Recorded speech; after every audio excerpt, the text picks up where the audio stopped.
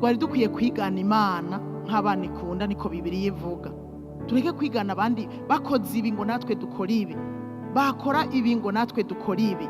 Uyu munsi ibintu birigenda bikorwa kenshi mu bukwe, mu mamariyaje, mu biki, usanga ari ukwiganana.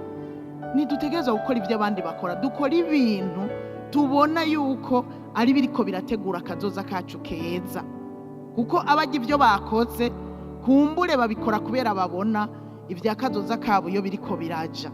Ugasanga twiganye ibyo abandi bagize kubera nyene bariko barabikora, kubera nyene ari byo bigezweho. Nk'ibi by'abadofe n'abadofine burya twabitirishije ahandi, kera nta byahoraho hano mu gihugu iwacu. Twarabitirishije, turatirisha, bica biraza, bica biramata. Uwabigize ubwa mbere ngira ngo abandi baca barafata. Nama niyumvira ku bintu by'abadofe n'abadofine, nkiyumvira ukuntu bariko bararyosha urubanza, n'abamarayika baba bariko baragenda imbere y'abageni, utumarayika nyene turiko turagenda imbere y'abageni.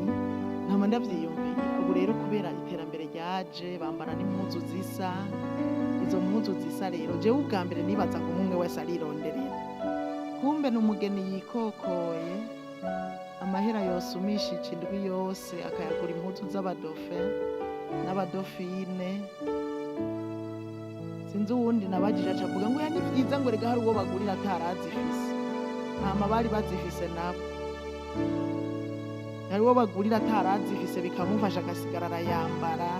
Reka si ibyo kwari kugira baryoshe, kandi kubera twabitirishije. Reka tureke kwigana iby'abandi, twirinde ibyaha kugira ngo dushobore kubaho neza kandi tuzogire kazoza keza. Kandi birashoboka ko twakijijwe ngo ibya kera bikaba byaraheze. Burya nta kindi kintu na kimwe cyari gikwiye kubandanya kidukwega.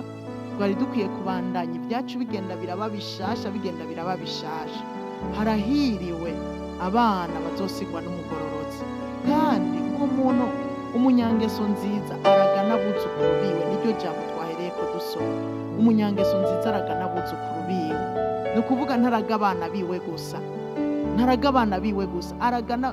Bashatse kuvuga yuko araga urungano uko ruzogenda rurakurikirana, kuko yabaye umunyangeso nziza, kuko yagororokeye Imana. Nuko rero kiba ari cyo kintu dushira imbere, tugororokera Imana ku neza y'abazodukurikira, ku neza yabo turiko turabyara, hanyuma kugira ngo bazosigare bamerewe neza, baze bagira umugisha. Umutunzi agendera mu gutungana kwiwe arahiriwe, kuko uwo azogira ibyo basigiye byo mu mubiri babi, kubera atabahaye amahera gusa, atabahaye imiduga n'amazu gusa, yabahaye no kugororoka bizobafasha, hamwe no kubafasha babe bari no mu bugingo budashira, baze bagire iherezo ryiza.